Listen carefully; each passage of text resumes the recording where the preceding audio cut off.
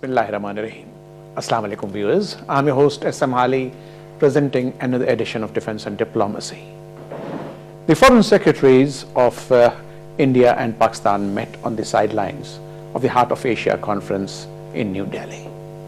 Among other things that were discussed, our foreign secretary reiterated that Kashmir remains the core issue between India and Pakistan and we must discuss it. More importantly, he reminded the Indians and as well as expressed the displeasure of Pakistan at the raw Asian commander Kulbhushan Yadav, who has been apprehended from Pakistan and who's been singing like a canary.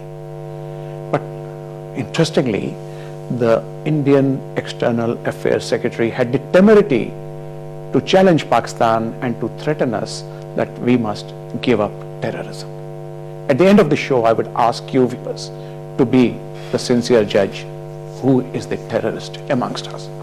But first things first, we are honored to have in the studio today a very renowned Indologist, none other than Makhdoom Babar, who is the chief editor of the Daily Mail, Pakistan. Welcome. Thank you. We have with us Advocate Tariq Pirzada, who again has a vast sea of knowledge about India and especially its shenanigans. Welcome to the show, sir. Thank you. Let me ask you, Makhdoom Babar, what do you make of the accusation by Mr. Jackson, the External Affairs Secretary of India?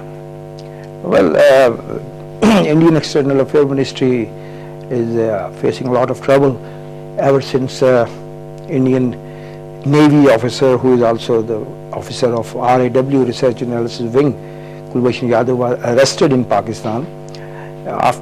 Soon after this news surfaced, Indian External Affairs Ministry was trying everything to cover it up and to work out for a face saving, but in fact they went into a state of denial initially. Yeah, and in the beginning they also went into state of denial, and then they confirmed that he is an Indian national, they confirmed he is an Indian naval intelligence officer, they confirmed many things, and now they do not find any logical thing to take up with Pakistan, and they are asking for, sometimes they are asking for consular access to the terrorists arrested, whereas many fishermen are arrested every now and then between Pakistan and India. They are also always Indian national, and India has never sought any consular access to them. But this scenario in which our foreign secretary met Indian foreign secretary, India was also preparing for another act of creating unrest in the region. They have announced, in fact today was the first day of the seminar, a conference that will continue till the 1st of May, that India is hosting at Dharamshala, that is the headquarters of Dalai Lama's exiled government, so-called, and they invited some terrorists that are wanted by China, and they also invited some miscreants who fall into the category of terrorism, whom Kulbhushan Yadav, the raw agent, was helping and using against Pakistan. They have invited such elements to that seminar also. So just on one side, if they are trying to be cordial or to give it to the world community an expression that they are sincere in forging talks with Pakistan and improving relations, on the other way they are doing these things. So that is why our foreign secretary was very straight in saying, when he returned to Pakistan, that there has been no breakthrough, no improvement in these talks, which were informal, not foreign secretary level talks, but on the sidelines of Heart of Asia. And he was very candid during the talks of talking about progress on Samjhauta Express terror attack by Indian military intelligence and the release of the main accused of Samjhauta Express attack. He also took up very clearly Kulbhushan Yadav's issue and many other issues. I think Makhdoom Babar has summed it up quite well, but you must have noticed, what I saw of the meeting which took place between the two secretaries, the body language of the Indian External Affairs Ministry was very nervous and it seemed that he was at a loss for words. What was your observation, sir? Absolutely. India is on the defensive. Actually, since the time this news broke out that an Indian Navy serving officer, now assisting and helping and serving RAW, and whose job will last until 2022, was caught in Pakistan by the Pakistan's very competent intelligence agencies, and I have a great regard for Pakistani intelligence agencies. This is wonderful work, and actually in many programs I use the phrase, this is the biggest intelligence coup of the last 7 decades, particularly in South Asia. And we've got them by the jugular, again a phrase which you have been using quite often. Absolutely. We really caught them by the jugular, and they have no, now the issue is this, they're trying to downplay this issue, and they're still trying to play up Pathankot. But the reality is, as I said in dozens of programs on their shows and our shows, and you also said in many programs, and you were a part of it, that India has no case on Pathankot, and they will lose it big time, and they won't be able to press it hard enough to make it sound like a logical, actual, real-time event that ever took place. Now we know after so many months that we did not see the word Pathankot repeated in on the sidelines of the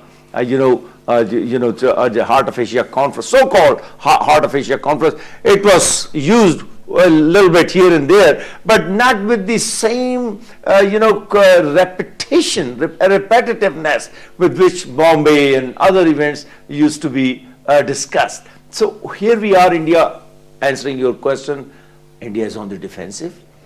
Although I still feel that Pakistani authorities could have done a much better job in terms of launching a global campaign on this issue, and I'm still waiting for that. And I'm waiting for the second interview of Bajwa with much details, because he has promised that more details are coming in. So, and I'm really, then we have now 3 people arrested, Yadav himself, Rizwan, and the third fellow, I'm missing his name. These are the 3 people whose names are now officially known to the intelligence in India and Pakistan. So indeed. So just hold that thought. You said that Pathankot was downplayed, but Shiv Shankar did mention Pathankot, and our foreign secretary came out directly and said that we sent a joint investigation team to India, and they came back, although we all know for a fact, and the JIT has themselves admitted, or rather submitted a report, that in their opinion this was a false flag operation. What are your thoughts? Well, Haji Saab, I have been writing, in fact the Daily Mail has been campaigning for it, that Pathankot was also aimed at twisting the arms of China, because Indians tried to develop a link between a band outfit headed by Maulana Masood Azhar, who is still wanted by Pakistani agencies, and Masood Azhar's name they were planning to raise it at the UN, and they knew China is going to veto it, and they wanted to tell China that they are going to veto, or they are vetoing somebody with a very high profile terror background, which they actually failed to establish. This was a half-cooked drama, and they could not do it properly.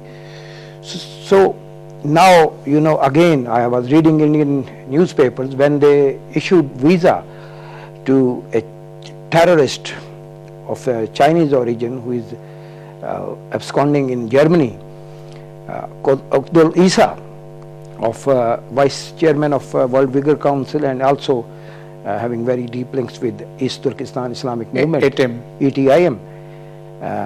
Many newspapers in India suggested that issuing visa to Abdul Isa is India's answer to China for vetoing resolution at the UN against Masood Azhar. So I have no doubt that why out of blue, why they created this Pathankot drama, and what was their basic objective. So they are not going to, despite the fact that this ploy, this drama was miserably failed, they want to keep this issue alive, though they do not find any material, any stuff in it, but still they will keep it up to achieve what they had planned to by organizing it. True, but you see, you want to add something? Yeah. Go ahead. Look, the thing is, this is why I refer to Bombay for a second. Compare the intensity of campaign against Pakistan in both the events. There is no match with the ferocity and the intensity with which India launched campaign backed by the United States on the issue of Bombay. And then within months they hanged the guy, and that was it. And that story goes on. In fact, the irony is that we sent an investigative team for Mumbai also. Right. And by the time they landed over there, suddenly they found that this fellow, what was his name? Kasab. Ajmal Kasab had already been hanged. Yes. In a hurry. And That was the only evidence. Yeah. Okay. So here in this case, in the case of Pathankot, we did so many shows. They tried to do it in the early first 2 weeks. They raised hell on this issue. They tried to demonize Pakistan, as they have been doing for the last 14 years.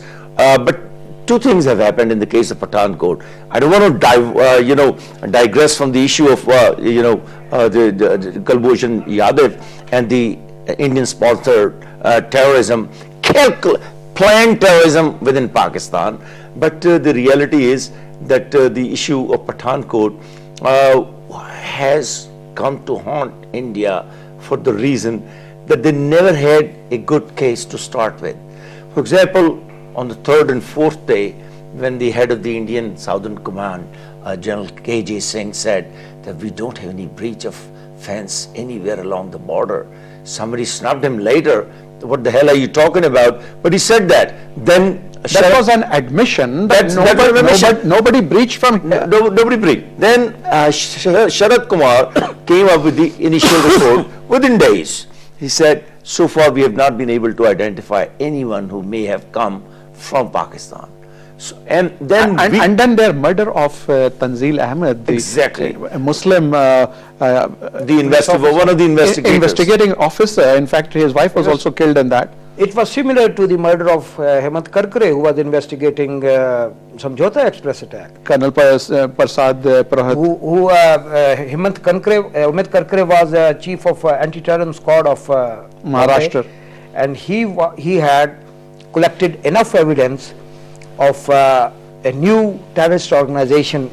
Its name was Abhinav Bharat. Exactly. That was comprising Hindu extremists and serving army officer of extreme Hindu ideology thoughts from within Indian Army, and he framed charges against Colonel Sirikant Purohit, who was serving officer of Indian military intelligence, and he had charged some other top senior officer, 8 or 10, with the rank of brigadier to major general, and as well as major, and suddenly he was eliminated behind Mumbai attack, or what in fact he was the first victim of that, along with his entire team. Exactly. And the widow of his companion, the other DIG, Ashok Kamte, his widow has written a book in which he has completely exposed that Hemant Karkare and Ashok Kamte, those officers who were on this trail of Hindutva army nexus,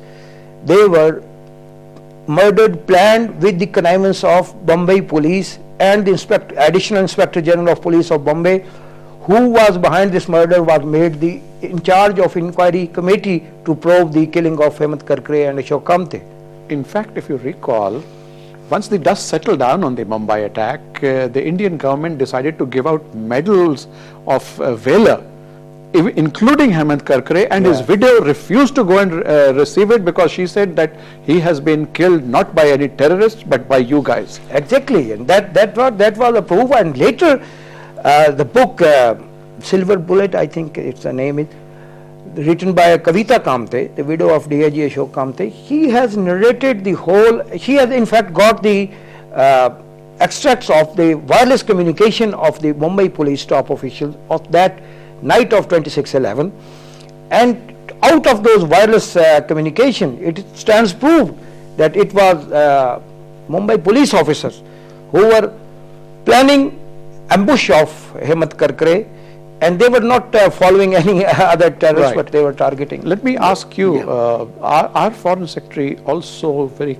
clearly mentioned, or rather reiterated, that Kashmir is the core issue and it has to be discussed whenever talks takes place. What do you think of that? No, that was one good thing, and I'm pleased that at least one senior official from Pakistan has, in some kind of semi-formal talks, raised this issue after a very long time.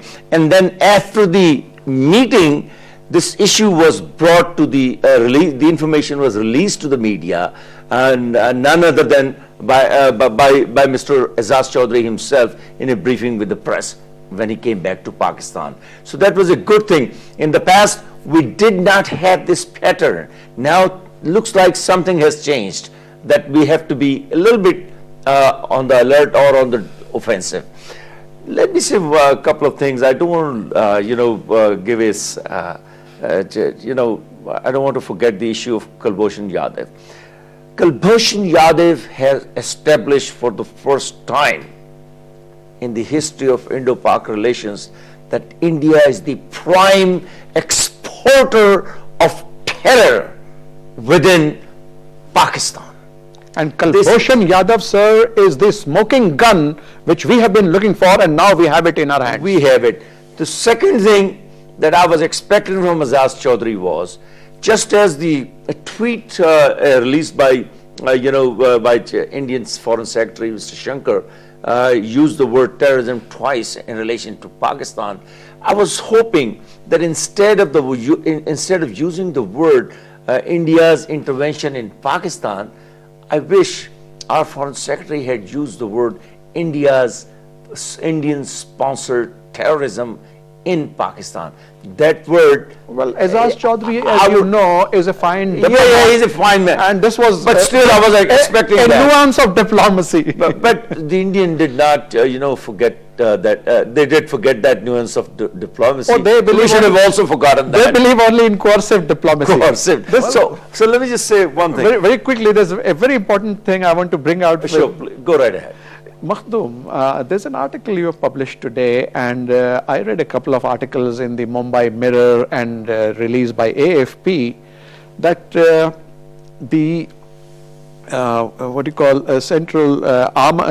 Conflict Armament Research, CAR, which is based in the European Union, has carried out a 20 months survey and research, and has come out with a report in which it takes the names of something like 50 organizations which are providing weapons to Dā'ish, the Islamic State. And there are 7 Indian firms in this. And Indian newspapers themselves have carried this news, and this, I think, is extremely shocking. What are your thoughts? Well, in fact, Mr. Hali, if I can show you, this was a report published a couple of years back in the Daily Mail, and in this report, it was mentioned that India's National Security Advisor, Ajit Kumar Doval, is in fact organizing a nexus between Daesh and TTP in Afghanistan, and he arranged certain meetings of these elements at Kandahar Consulate of India and also at Jalalabad. So that you have just mentioned the report from CAR. I have seen that report. I have also read those articles about it. In fact, this is very, now no more a secret that the links between Ajit Doval and Daesh are there. In fact, we are coming up with another report exposing Ajit Doval's links with this Dolkan Isa, World Vigor Congress, and ETIM, and how he is organizing a link between Daesh and the ETIM still in Afghanistan, and how Indians have been playing as a bridge for ETIM and their Europe-based political leaders, so-called. But one thing has to be kept in mind, that India's state terrorism in Pakistan is not exposed only with the arrest of Kulbhushan Yadav, but in fact the former chief of army, India's army staff, he has himself admitted in his book and is on record to have said that he organized special teams called Technical Support Division to carry out terrorist operations inside Pakistan, and he very proudly said that they carried out terrorist operation in various parts of Pakistan. So I mean, how can world forget it? Not only that they are funding Daesh, but they are immediate target of India's state terrorism is all the regional countries, particularly Pakistan and China. But Advocate Tariq Pirzada, you must have also seen this report, and it is very damaging because it shows that India has been sending components for the IEDs, and these IEDs have claimed thousands of innocent lives and maimed children and women forever because they were victims of those mines. Tons and tons of chemicals seized, tons and tons of damaging explosives. And then chemical weapons, those deadly gases. Then the relationship with Daesh, Indian citizens being used for that purpose. I mean, we are now seeing the true face, the ugly face, which was always known to the intellectual community and the people in other circles, but the ordinary men in the street never knew what that face was because of certain elements that we have in Lahore and other areas who support India for a variety of vested interest. But so, whatever it is, this particular article really tells us, look, one thing is for sure, Kulbhushan Yadav's arrest in Pakistan confirmed what Chuck Hagel said in his nomination proceeding, in his confirmation proceedings before the Senate about India and its role in the form of terrorism being fomented in Pakistan through Afghanistan. And that was a major news at that time. Then of course you refer to certain many pieces of news. Then Makhdoom Saab's newspaper has been writing about it. Several other people who have been interested in this issue, they've been raising this issue. So all I'm trying to say is, well, the viewers can actually watch glimpses of this article. We are running it on the screen for them, but continue please. Yeah, so all I'm trying to say is India is a terrorist state. I am not being biased at all. Look at the face of Kulbhushan Yadav, look at the footage of 6 minutes. Somebody can say it's cooked up story. Somebody could say he was kidnapped, as the Indians are claiming. Well, kidnapped or not, he's your man and we got it. And he's the living proof that you are a state sponsoring terrorism within Pakistan, the largest Muslim nation, destabilizing not only Pakistan but also the whole region, destabilizing Central Asia, destabilizing Middle East, and then through your links with Daesh, if you give me a moment, my producer viewers just tried, or in fact he dialed the numbers of Kuldeep Nair and Jyoti Malhotra and wanted to obtain their reaction on the story, but they refuse to comment. So you be the judge where the shoe pinches. I'm sorry, please continue. You see, Kuldeep Nair, we have known him. He's one of the worst hypocrites that I have seen in my life of 63 years. I've been on shows with him. I have seen him talking. Each time you would put a question to him, he would say, I can't hear it. The line is not clear. And he says that with such a regularity, with such, a consistency, with such a commitment to his dishonesty in profession that I can. So as far as the other, every Indian journalist is a proverbial liar when it comes to speaking against Pakistan. They would cook up any story. So now that Pathankot is dying down as a major news story, they're not look at the reality. They are not pushing hard in terms of sending their team to Pakistan. What are they going to do? They don't have a face. They don't have a face. You see, I said one thing about Pathankot, and I think I stand vindicated on that. That look, You cannot have a successful operation against a military base until you have inside support and assistance provided to you. Do you think? And your position was vindicated. Sorry, he wants to say something. Sure. A few days back, I heard on TV a couple of days back, Indian Home Affairs Secretary saying that the visit of Pakistan's investigation team to Pathankot was very constructive. And my wife asked me, why he's saying constructive? I said, yes, it was constructive because it helped Indians construct a new gate at Pathankot Airport. Maybe that is what he was referring to. I don't see any other constructive But thing. you were telling me something about this Ajit Doval video which is running on your website. Yes, he is this Ajit Kumar Doval, who is much more known as Ajit Kumar Devil in the clandestine world across the globe. You know, he has been visiting in previous years, visiting Syria and Syrian ambassador in India informed some media in an interview that yes, we have given Dā'ish member details to Mr. Ajit Kumar Doval, as he says that the Indian government will try to help them in tracking down, but in fact he used those details to re-establish the contacts with the Dā'ish people, and they held many meetings, and that video is based on the investigative reports that how and when he arranged the meeting between Dā'ish and other militant organizations inside Afghanistan, and that how Ajit Doval has been transpiring terrorism right from his career in intelligence bureau until now, including during his days at the think tank, which he was since from 2005 up till becoming the National Insecurity Advisor. But there's another aspect I want to draw your attention to, Advocate Tariq Pirzada.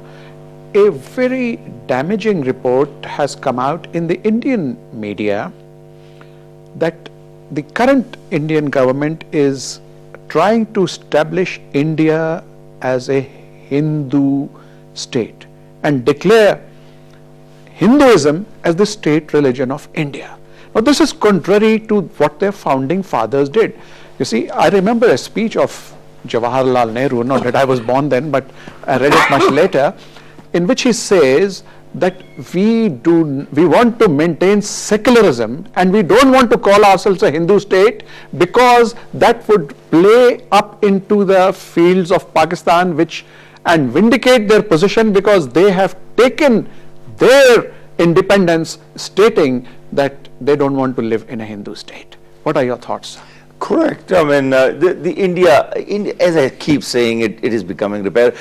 India has shown its true colors to the whole world, that there is no such thing as secularism practiced in India. What was claimed to be practiced in the days of Jawaharlal Nehru, even that was a hoax. I'm not trying to insert the historical separate dimension But at of least that stamp was there, sir. The stamp was Isn't used. that pretense was dropped by Narendra Modi because in his election campaign, he said that we must drop secularism and bring up Hinduism, Hindutva.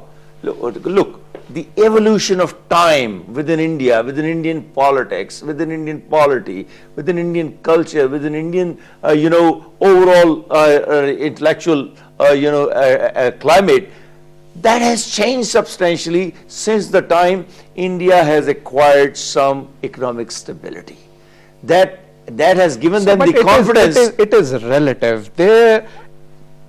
I said some poverty level is way below I'm ours. saying, I'm not talking about the Indian people. I'm talking about the Indian state with some economic stability, like with some exports going up here and there. Of course, we know 800 million Indians are still starving. Either they are below poverty level or at the poverty level or marginally above the poverty level. Some of them do not even get 1 square meal a day. Their children go hungry to bed.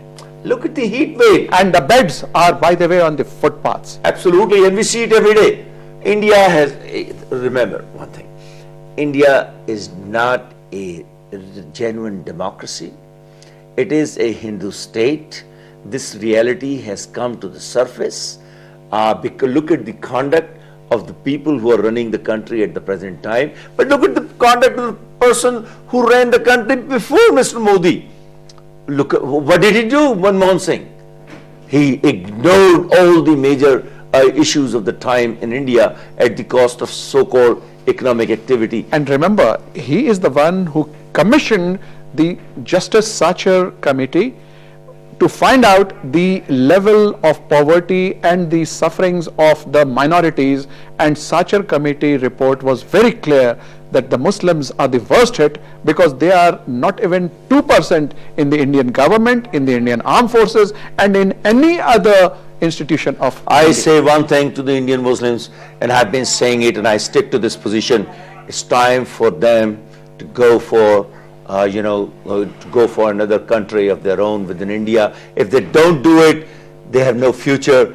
They'll be treated like dogs. I mean, they won't be able to even have a regular meal of their choice, which is called beef. And if that is not the case, and that is a very minor argument that I'm making at the present time, look at, they can't practice their religion. Babri Mosque is gone. No, there is no replacement for that. Not even hundreds of miles away. That issue is dead, basically. Indian judicial system is engaged in a massive anti-Muslim activity by ignoring the by ignoring the justice that was supposed to be meted out to them. Let me say one thing about India. Very quickly before I return One to quick Maktoum. thing. India's designs are very clear.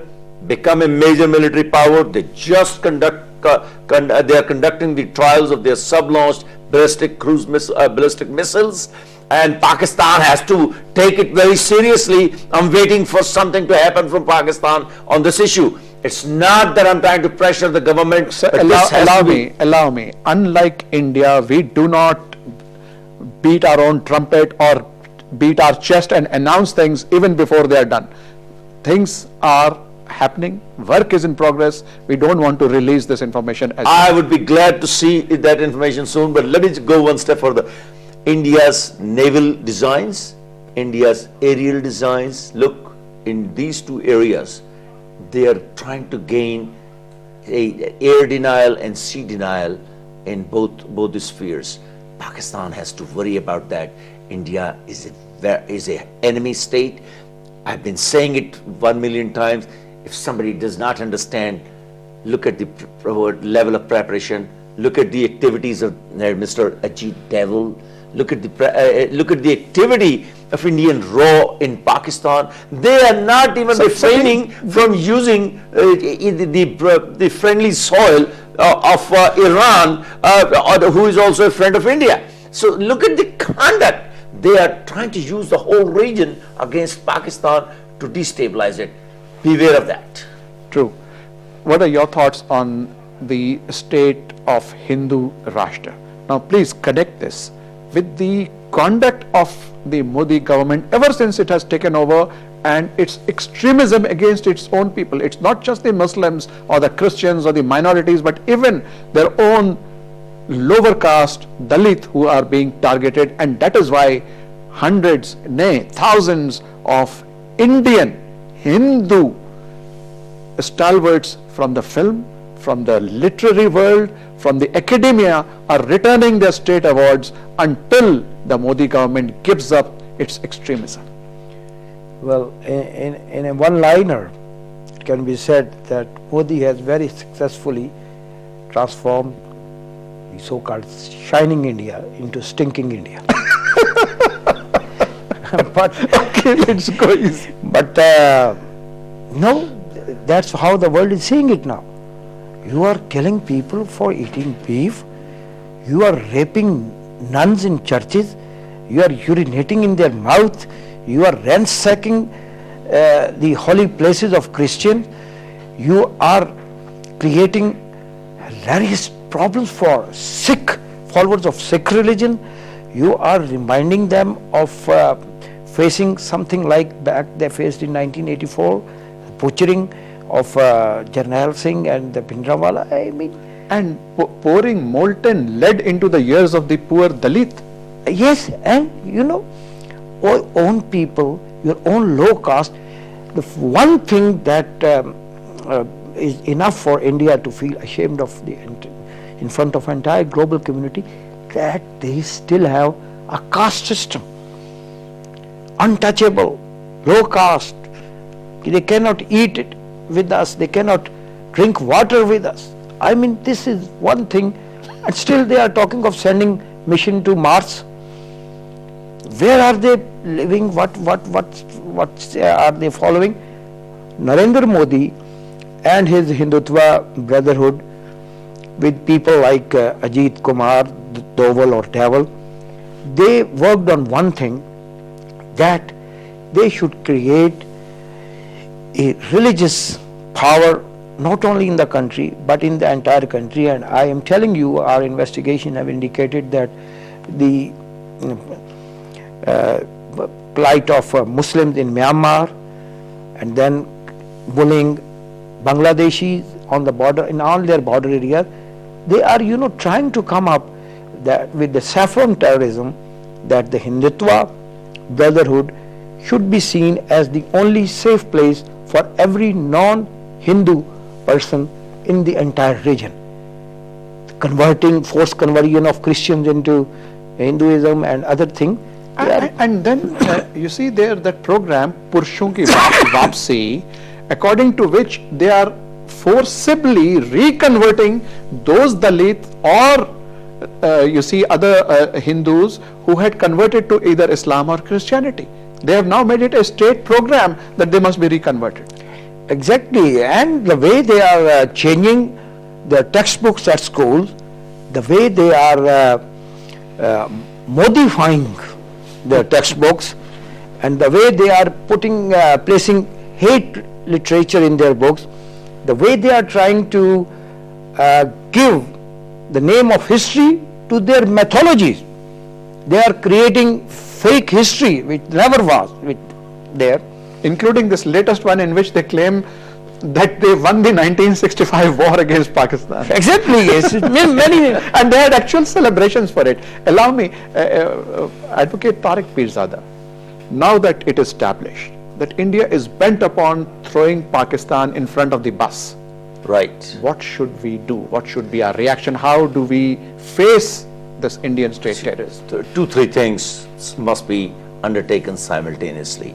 First, a global campaign, media campaign, backed by the government of Pakistan, rather spearheaded by the government of Pakistan and other institutions in the country, from capital to capital, from Beijing to Washington to London, Paris, everywhere, beat the drum, and this is the drum of the truth. India beats the drum, which is the drum of the falsehood. But here we have a case that India is a prime sponsor of terrorism in the region, that the issue of Kashmir, if not resolved, would drive the whole situation to a full-fledged war. Don't hesitate to make that argument. If you don't make that argument, you're going to lose the case, because things are changing very fast and the dust of time is settling on it. You have to take the initiative. Third, as far as the diplomatic and moral side of the Kashmir issue is concerned, Kashmir, Siachen, Sirkrik, these are the 3 words that have to be taught to every single member of the new generation in Pakistan. They don't know what these words mean. Somebody is not doing a good job. So Pakistan has to expose India on this front by launching major campaign at all levels. One thing about on the military side, a lot of people hesitate to use that there is no military solution to the situation. I don't buy that argument. When I say military solution is not there, we don't have to necessarily. If we have to, then we will. But we don't have to necessarily fight a war. But we have to create enough pressure through our build-up, through our military policy, that India feels that even at the conventional level, we are facing a threat if the issue of Kashmir is not resolved. If we don't put that pressure on India, Kashmir will stay with India forever. We have only a minute and a half left. Your final thoughts on what should Pakistan be doing? I think this is a golden opportunity for Pakistan that never was in the history, that with the arrest of Kulbhushan Yadav, with the exposure of Ajit Kumar Doval and other people in the Indian establishment, in particular intelligence mechanism. China is with Pakistan. Iran particularly is feeling very badly cheated by India for using its land and its waters for terrorism in other countries. I think Pakistan should form a strategy. They should have China on board, because Kulbhushan Yadav has confessed, these confessions are to come from, that he has been organizing funds and trainings for ETIM members inside Afghanistan. As well as sabotaging the China-Pakistan economic corridor. Yeah, CPAC, and they are preparing ETIM people inside Afghanistan for future use against CPAC. So we have a couple of countries with us. We should make a strong case and should run a global media campaign. Point taken.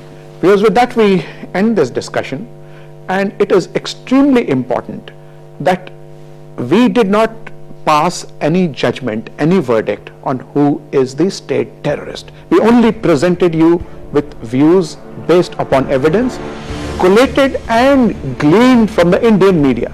We even tried to get 2 senior Indian journalists to add objectivity to this discussion, but they refused to participate. So you please be the judge and be honest about it, that who is the victim and who is the terrorist.